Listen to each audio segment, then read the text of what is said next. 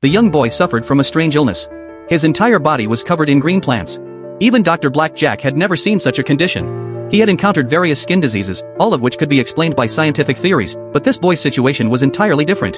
To find the cause, it was necessary to know what the boy had experienced before the illness began. The boy then recounted his past story. It turned out that when he was young, a severe cold front had invaded his hometown. He failed to return home in time and took shelter in a tree hollow. The heavy snow showed no signs of stopping, and with the prolonged exposure to low temperatures, he nearly lost his life. At that moment, the tree miraculously spoke and asked the boy to eat the fruits stored by squirrels in the hollow. This allowed him to survive the winter. However, from that point on, tree buds began to grow all over his body.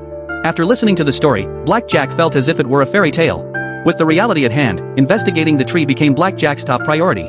That very night, in Pinoco's hand, tree buds suddenly began to grow. She dreamed of the tree described by the boy that night.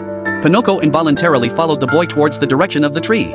After connecting a call with Pinoco, Blackjack finally learned their whereabouts. However, the boy's condition had worsened and spread to his eyes. His time was running out. Fortunately, Blackjack arrived in time, and the boy was successfully rescued. They quickly took him back to the hospital for treatment. Now, the boy's upper body was covered in buds. According to the instruments, his organs had also been enveloped, and the astonishing extent to which the roots had spread had perfectly avoided the organs. Blackjack understood that these buds were self-aware. Although they had not taken the boy's life at the moment, over time, they would cause irreparable damage to his internal organs. They had to organize surgery immediately. Blackjack administered anesthesia, made an incision in the boy's skin, and precisely removed the buds. The entire process lasted over 6 hours. Only after ensuring that all the roots had been removed was the surgery completed safely. Blackjack also discovered the true secret hidden within the boy. It was a tree seed, the offspring of the ancient tree. The tree buds on Pinoco's skin, however, could not invade his body at all. Blackjack laughed and removed the grass from his body.